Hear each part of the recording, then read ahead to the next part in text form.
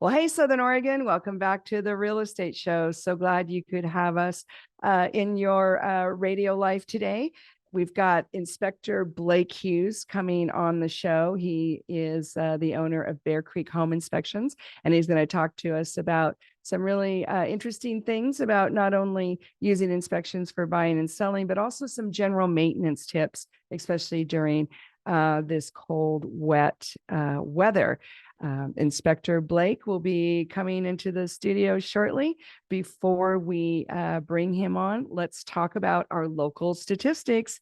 We do this every week in their year-to-year residential single-family home. Let's start with Josephine County first. Prices are down year over year in Josephine County, 5%. Average single-family residential home costing $488,666 on average. The number of solds year over year in Josephine County are down 72% year over year this week. There were 3 closings in the residential market in Josephine County. Number of listings in Josephine County year over year are only down 1%, basically neutral. We had 331 residential listings active on MLS in Josephine County this week.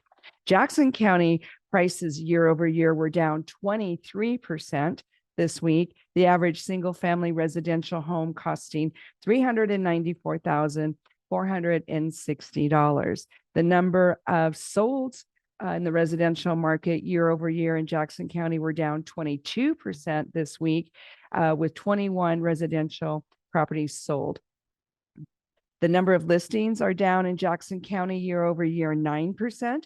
We had 662 active residential properties on MLS this week. Let's look at Klamath County. Prices were up 29% year over year in Klamath County.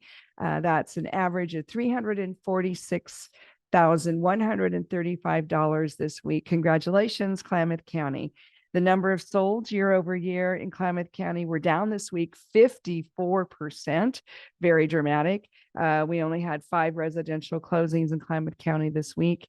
The number of listings were neutral in Klamath County, so we didn't have any change year over year.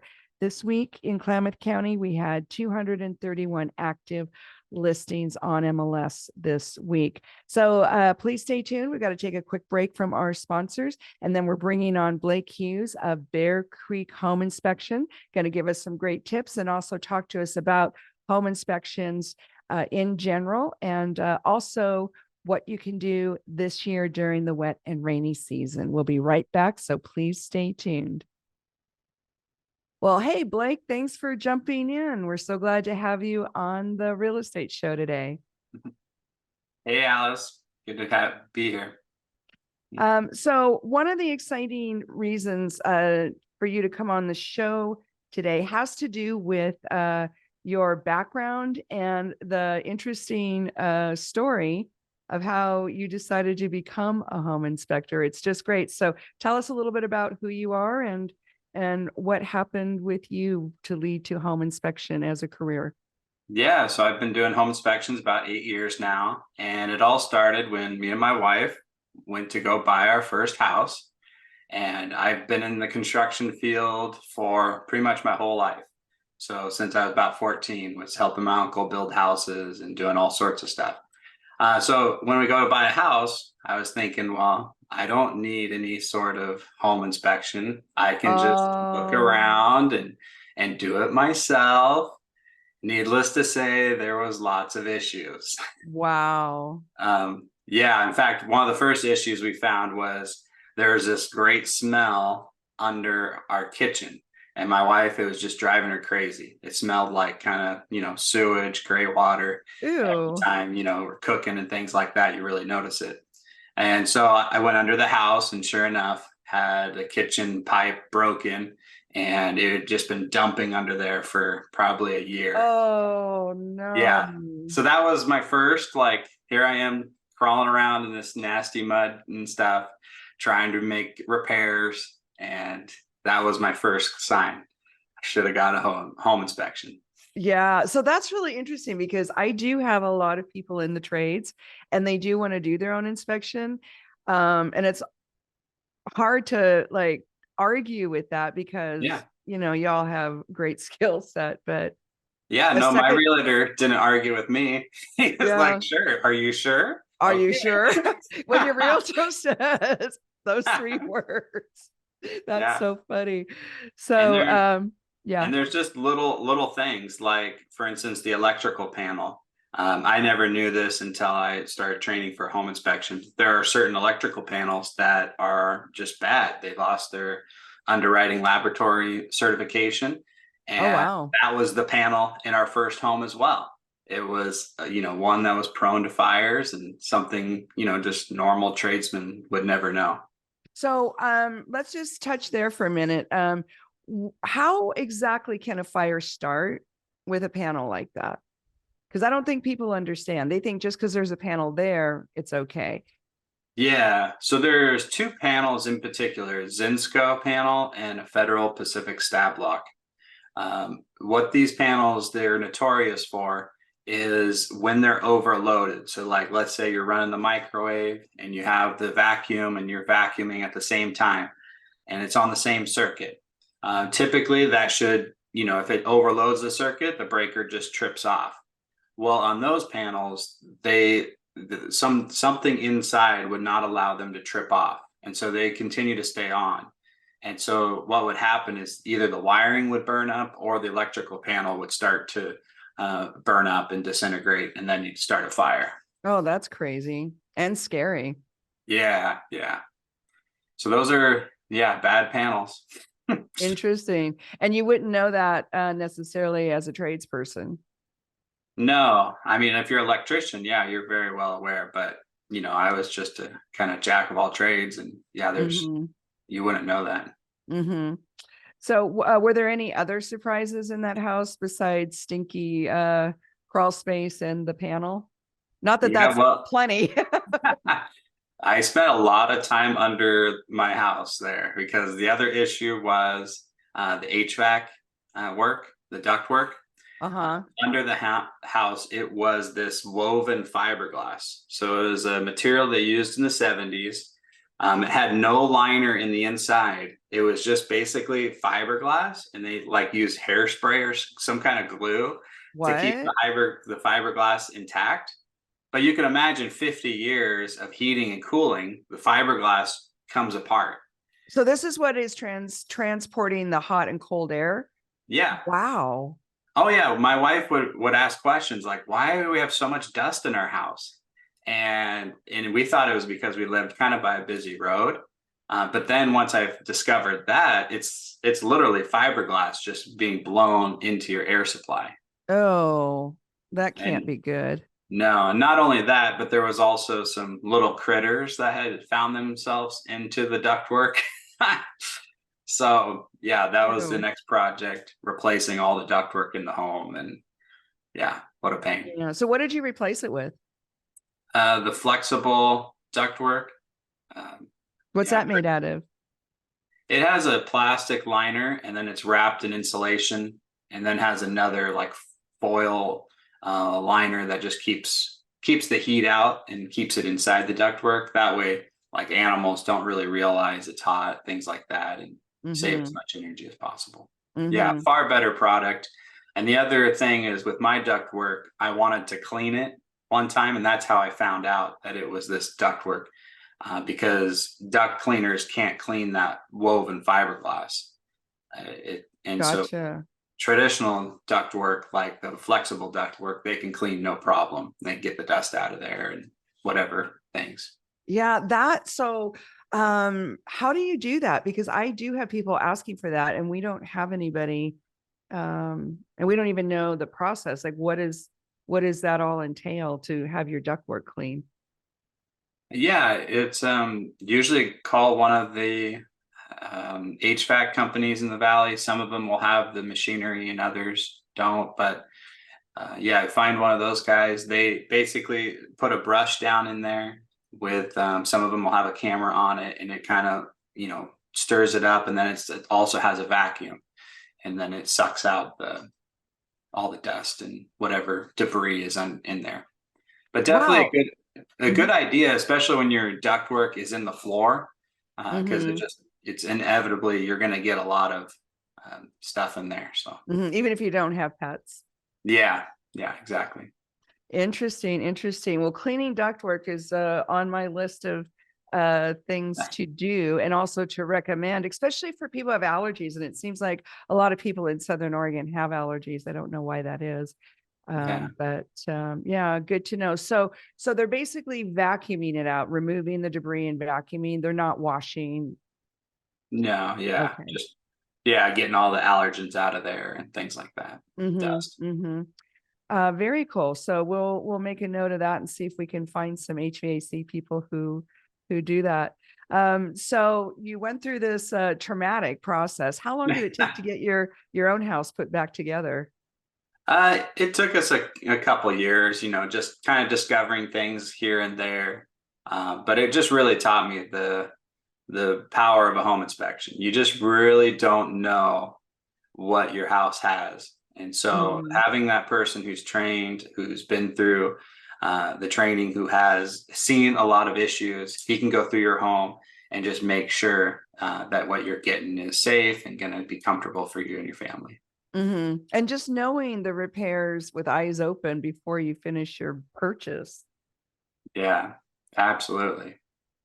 So, folks, we're talking to Blake Hughes. He's from Bear Creek Home Inspections, and he's just been elaborating on his own experience with his first home and why he became a home inspector. We've got to take a quick break, but we're going to be back shortly talking more with Blake Hughes about seasonal things, maintenance. We're brought to you by John L. Scott, Ashland, and Medford, our local Rogue Valley Association of Realtors, and Guy Giles of Mutual Mortgage. So stay tuned. We'll be right back with more Blake Hughes, Bear Creek Instructions.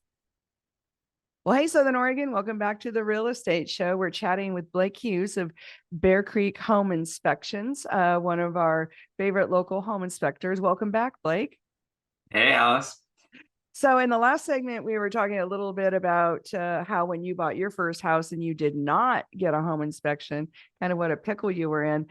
So now that you are a home inspector, what is it you see this time of year? We're kind of getting into the rainy season. Yeah, for me, I think the most important thing, or the most destructive thing you could say to a home, is water. It starts with your roof and goes to your gutters and even showers, things like that. Water can really destroy your home. So this time of year, especially your gutters and making sure your water flows well off the roof and to your storm drain is very important. I've gone under houses, you've had foundation erosion because the gutter, pipe just pours right next to the foundation. And I've seen a lot of water under houses because of that as well. So just making sure, it looks like it's going to rain today. So just making sure your gutters, that water flows really well. Just very important. So when the drains are, so I see a lot of we have a lot of older houses in Southern Oregon. It's pretty common. Yeah. And there's a lot of drains that are ending right at the foundation, and people don't know that is not a good thing, or they think they can get to it next year. What's a quick and easy thing you could do today just to help that situation until you can have a more permanent solution? Yeah, good question. So, most important, you just don't want water like that getting under your crawl space and pouring right on your foundation. Because if you allow that to stay there for the winter, you could end up with mold in your crawl space, or you can end up with some soil erosion. So a very simple fix is they have those little diverter trays, which will just, attach to the downspout, and it, puts the water about 3 or 4 feet away from the home. That's a simple, easy fix just to get the water away from the home. And then maybe in the future, you can divert it all the way out to the street. That way. How do you do that? That's a little more labor intensive, but basically you dig a trench from the house, to the street, and you put a pipe in there, a PVC pipe usually, and it will just collect the water and just send it out to the street. Okay. A lot of folks have sidewalks and gutters and, street gutters. So how does that work? Yeah, it's a challenge. And most homes have pipes that go out to the street and Oh, that they are do already? yeah, go under the sidewalk. So if they don't, then you have to probably cut up the sidewalk and get it to the street. But a lot of times you could probably attach to the pipe that's existing if for some reason part of your gutter system isn't attached to that. But Hmm. yeah, it's best to get it out to the street, and then it'll safeguard that foundation, the crawl space. Because all the municipalities, if you live in town, they have made some arrangement for rainwater and, just that kind of stuff. They have facilities already in the city plan for that. Yeah, no, absolutely. For many years now, they've, that's part of the city code is taking care of that water from the So you house. just tie into that somehow. So if you're in the rural district, if you're in the countryside, which we have a lot of that in Southern Oregon, yeah, would the fixes be any different? Not really. You just, depending on your land's layout, you would want to just find a nice spot to send the water to. And it could be, if you have a well, send it over, somewhere near your well, and then it'll go through the ground and you'll be using that water again, after it's filtered through the ground. But yeah, the key is just getting it away from the foundation, getting away from the crawl space. That Mm-hmm. will. Yeah, it doesn't have to be a lot. Sometimes just 5 or 6 feet is all you need to get it away from Wow. the house. Yeah, that's not very far actually. So water is a big issue, especially this time of year. What are some other issues that you find as a home inspector during this winter season? Yeah, so water is also very destructive to the siding, in particular, which is a little too late now, probably, to paint your home. But the reason why it's so important is a lot of building materials today are made out of particle board, chipped pieces of wood, and then they're all glued together, and that's what Aha. your siding's made out of. So when you fail to maintain the painting of your home, then it's very susceptible to water damage, and then you end up with a little bit of wood rot, things like that. Uh, so yeah, painting is actually very important to most homes today, more so than in the past. So I don't think people realize that. A lot of people think that it's more aesthetic, just Yeah. for looks. But it's actually a protection. Oh yeah, absolutely. And it's funny with painting, you might, a lot of times homes are built with contractor grade paint, which will last about 7 years. And so a lot of the cost, even if you're looking to repaint your home, a lot of the cost is labor. Whereas, like, say you're painting a home, it's $5,000. $1,000 of that will be the paint. 4,000 will be the labor. So if Wow. you get a very high quality paint and say spend $2,000 on paint, then that labor is still pretty much the same. But you have a paint that instead of lasting 7 years could last 15 years. So just little things like that can really protect your home, but also save you money at the same time. Well, it sounds like it pays to do a little research ahead of time.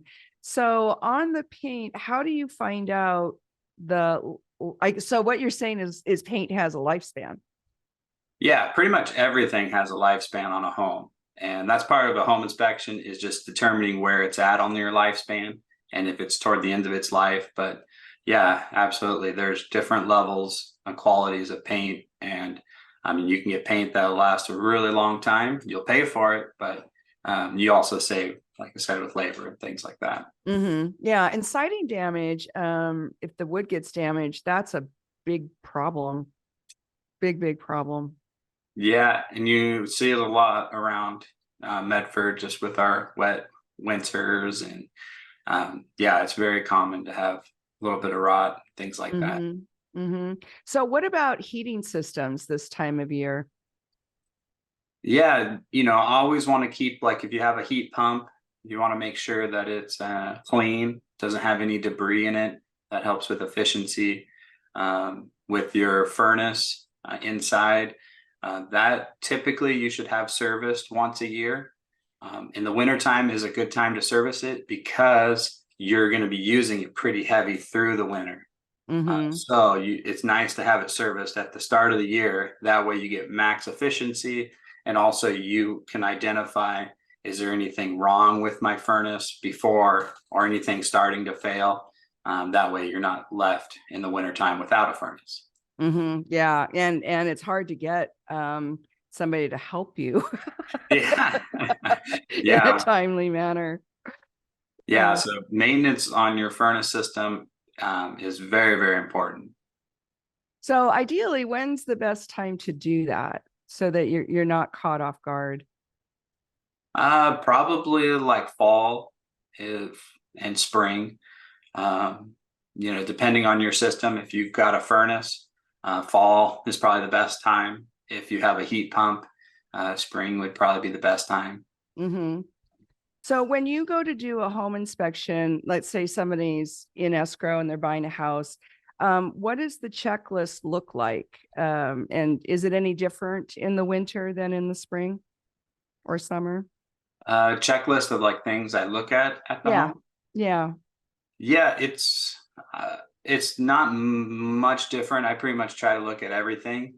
I will say the advantage of things in the winter time is that if it's raining the day of your inspection, that's a good thing. As a home inspector, it's not great on me because I'm cold and wet, but I get to see where the water is going in the gutters. I get to see, is there any leaks in the gutters? How's the roof doing? Is there any issues on the roof? So I actually like it when I see rain because I know my client's going to get a better inspection. So there's a reason to buy your house during the winter and fall season. Absolutely. That's pretty funny. And it's kind of stressing the house out anyway. So you get to see how the house reacts. Yeah, no, it's good. Well, folks, we're talking to Blake Hughes of Bear Creek Home Inspections. He's been gracious enough to jump on and give us some tips and some expertise on what to look for and how to protect your home during not only this season, but all seasons. We're going to have to take a quick break and say thank you to our sponsors. We're gratefully brought to you by our local Rogue Valley Association of Realtors, John L. Scott, Ashland and Medford, and Guy Giles of Mutual Mortgage. This broadcast will also be repeated tomorrow on Sunday on the ACE, which is AM 1300, our new station. We'll be right back. Well, hey, everybody. Welcome back to the Real Estate Show. Blake Hughes of Bear Creek Home Inspection is our guest today. Thanks for being on, Blake. Yeah, it's been fun. So during the break, we started to talk a little bit because we've been talking about winter and how hard it is on our homes in Southern Oregon. You started to talk a little bit about plumbing. So let's go there. What do you look at when you're doing a home inspection, and what's particularly fragile during this season?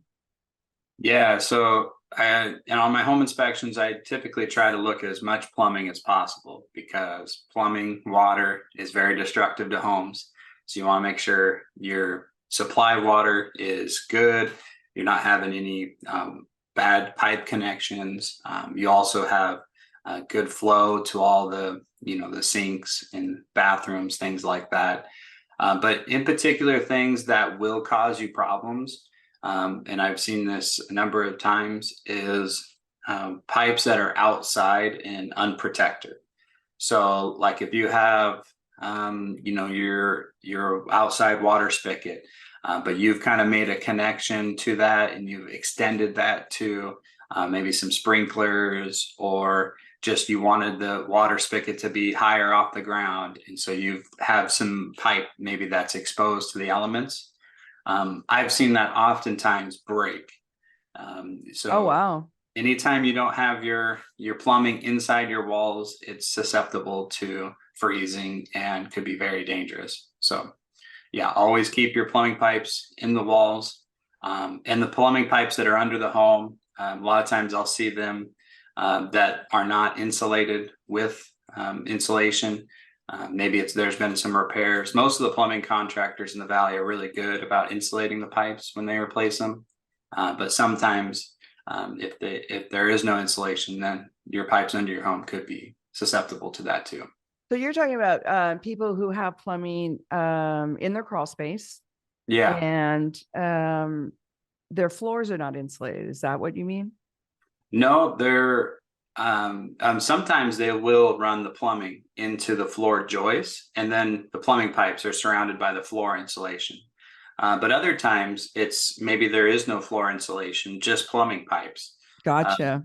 And those should really be insulated as well, because those can be susceptible to freezing. And so I've noticed, being just a real estate agent in Southern Oregon, that we have a lot of different kinds of piping. It's kind of surprising the different materials over the years that were used. Is that anything to be concerned about? Yeah, definitely. So there's one plumbing pipe that is bad, that had a class action lawsuit, at least one, I would say that, and that is polybutylene. And there was a number of homes in the valley made with polybutylene.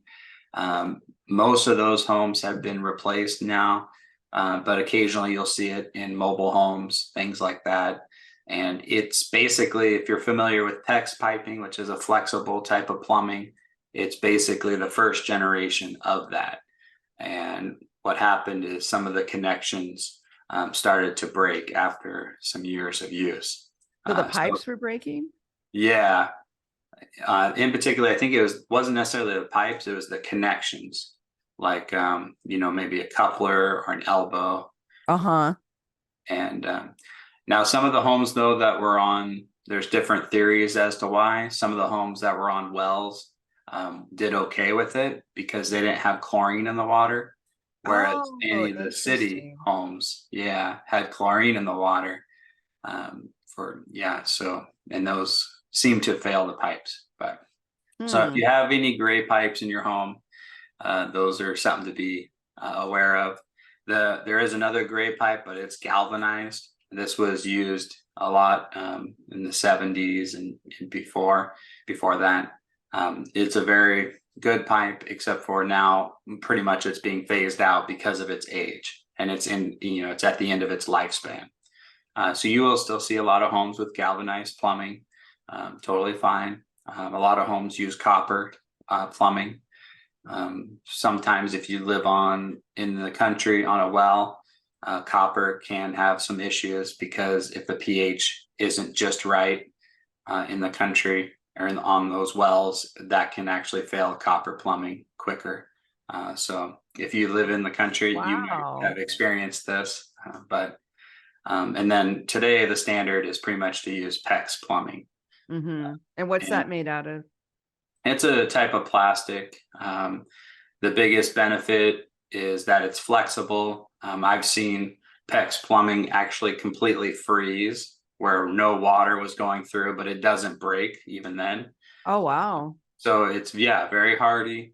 It's a good plumbing pipe, easy to install. So if plumbers like it, there's a lot of benefits to it. So here's a question that comes up when people are buying and selling houses, is if the plumbing is older, but it's still functioning.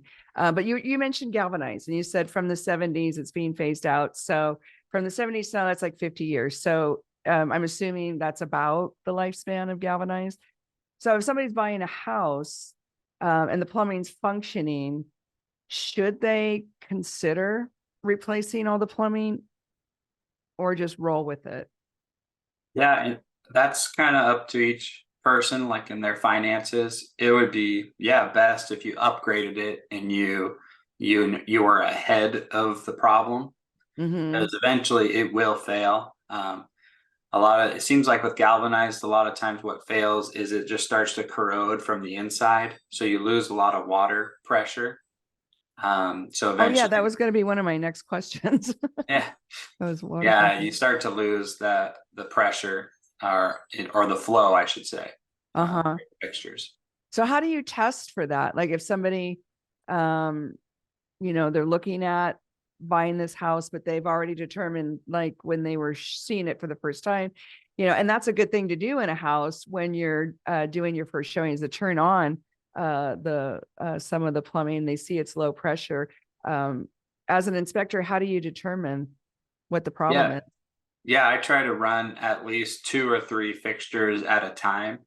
In a typical home, that shouldn't be an issue. You could run the bathtub, you can run the sink, and you can run the toilet or another sink at the same time. And you should have good water pressure to all of those. It'll be a little less because you have water running, but it shouldn't be a trickle. So when you start to see that it's a trickle or it's just pretty low, you couldn't wash your hands comfortably with that, then there's something wrong. And occasionally I do see that it does have galvanized pipes, and so it could be that those pipes have corroded and have too much buildup on the inside. So if you're gonna, let's just say you've decided you are gonna have this project, you're gonna replace all the galvanized pipe in your older home. Is there an area of the home you should start with? Maybe focus on first, and like, is there a certain order? Probably for the best bang for your buck, most plumbers would probably tell you just do the whole thing at once. Oh, okay. And they would prefer, go on a vacation for the week, let them get in there, because you're not going to have water. So, and just let them, replace the pipes. Yeah, that's great. So since we're talking about plumbing, what about hot water heaters? What do you look for that when you're doing your home inspection?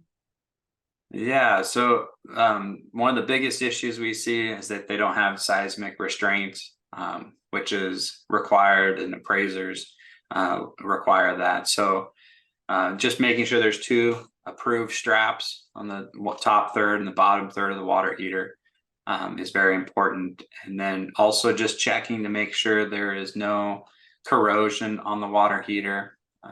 In my experience, whenever you see corrosion on the water heater, you just need to replace it. Don't try to salvage it, save money, because Don't try to baby it along. no, a water heater, especially ones that are inside the home, if they go bad, you got 50 gallons of hot water that could come pouring out or start trickling out, plus the pressure of the home water into it. So it could be quite a mess. So yeah, you always want to do your own inspections of the water heater. Often when your water heater's in the home, just to make sure nothing's gone wrong with it and you're not going to have a disaster at some point. So can a homeowner call you, even if they're not buying or selling, and say, like every 2 years or so, come and look at my house? Yeah, absolutely. I've done a lot of inspections like that for people. And it's generally the type of people that really want to take care of their home and keep the value of their home as high as possible. Because what I've noticed is when you have issues or maintenance items that are not resolved, then that will end up taking away the value of your home, but also just the comfort of your home. And then you're left with thousands of dollars out of pocket as a surprise. And an emergency. Yeah, absolutely. Yeah, we're talking to Blake Hughes, Bear Creek Home Inspections. We're going to be right back with our last segment and more great tips and things to look for in your home with Blake. Don't go away. We'll be right back.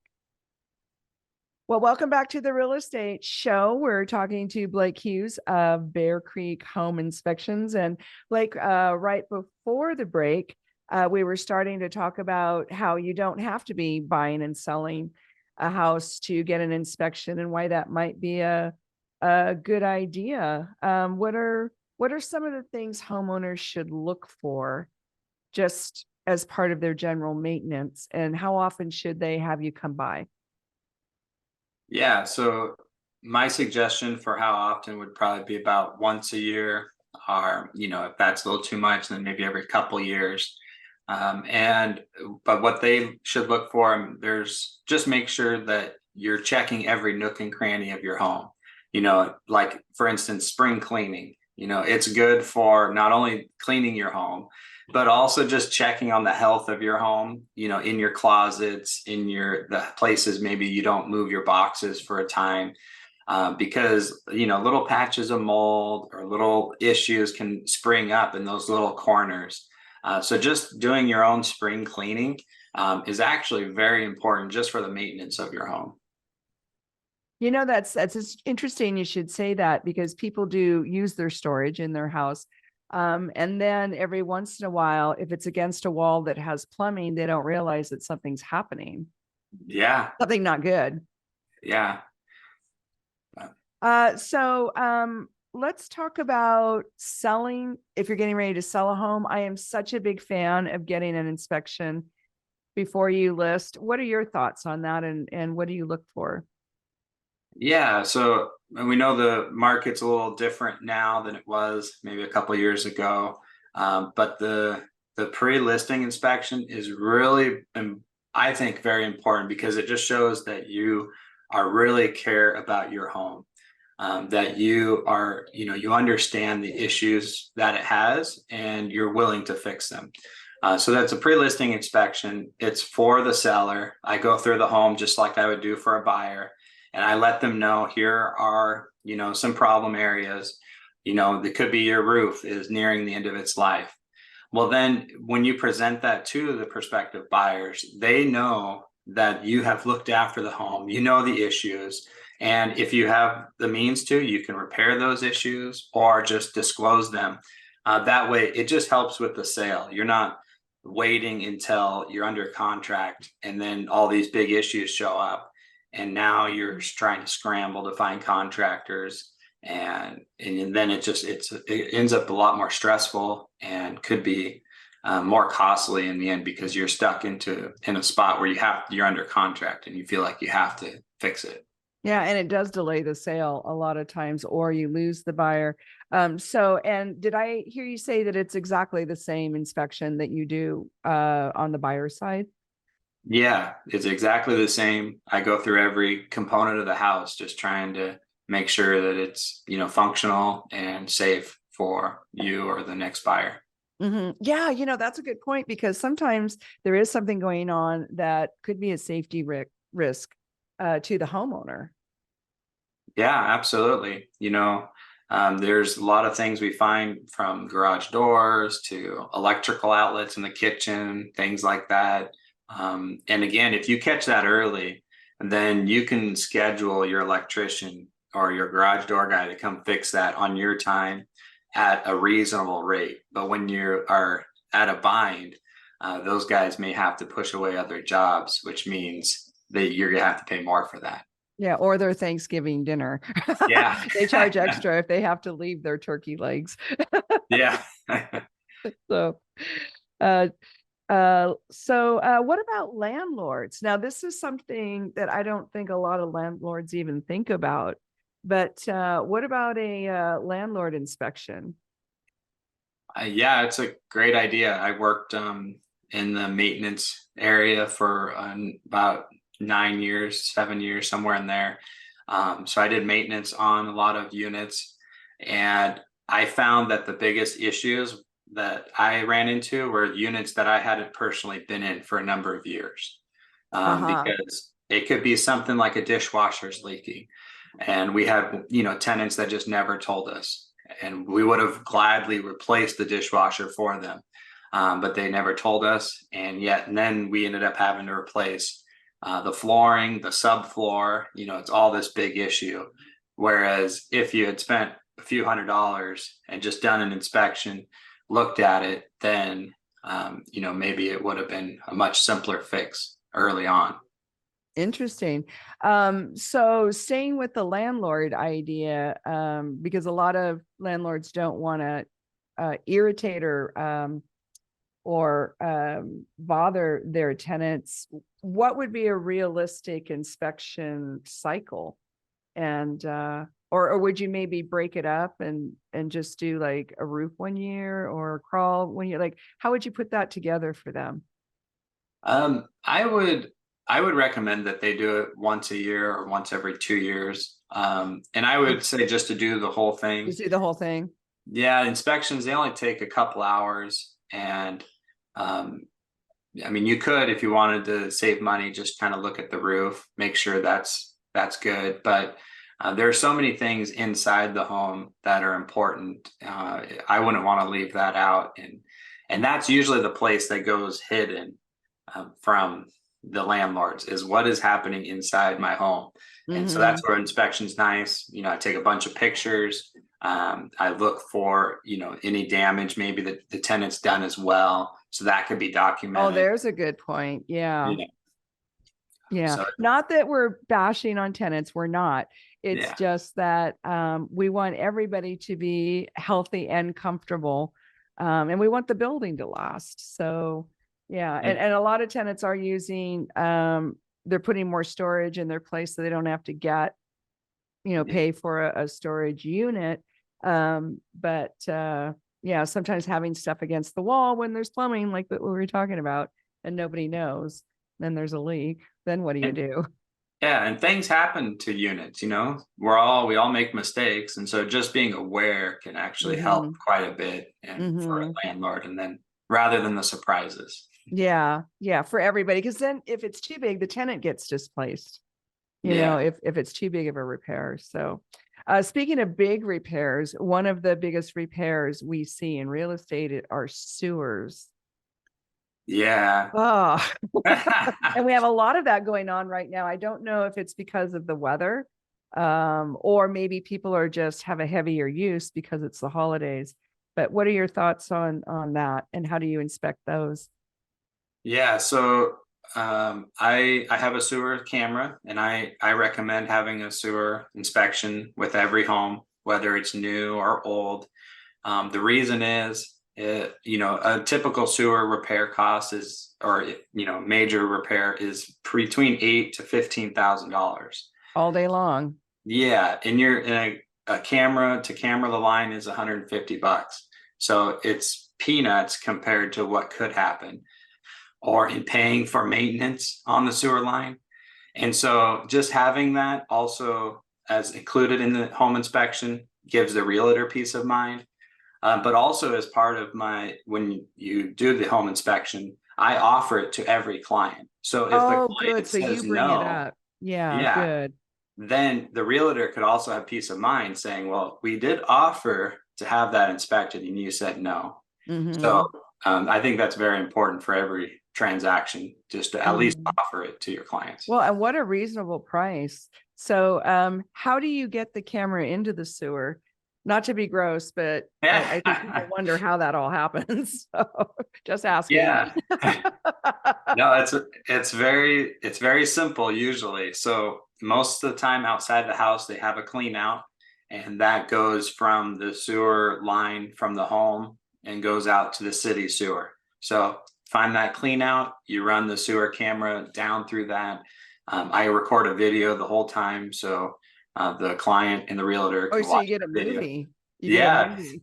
I wouldn't eat popcorn with it though, but yeah, you can watch it and see it go out there. You can also see if there is issues, it'll be clearly evident. There'll be pictures taken of that and a written description of the issues. Sometimes when there's no clean out, that is also an issue. So that gets noted. I can go on the roof and inspect from there. But if there is no clean out, that is something that clients or the buyer of the home should have. So that's also something that's recommended quite a bit. Yeah. And if you're a landlord, I just want to speak up and say it's way less invasive for the tenant if you have a clean out, and clean outs are not a super big deal to have installed. So yeah, go find your clean out. Some of them are buried. We have people putting their landscaping over their clean out. Yes, and Don't do that. the guy looking for the clean out. That is very irritating. So Blake, we're running out of time. What's your phone number and what's your email real quick? My phone number is 541-951-4627. And my email is bearcreekinspections@gmail.com. Would love to work with any of you. Well, Blake Hughes, Bear Creek Home Inspections. Thank you so much. We'd love to have you back on next season, and we'll talk about what to do in the spring. This is Alice Lema saying goodbye from the Real Estate Show. Have a beautiful Southern Oregon weekend. Thanks.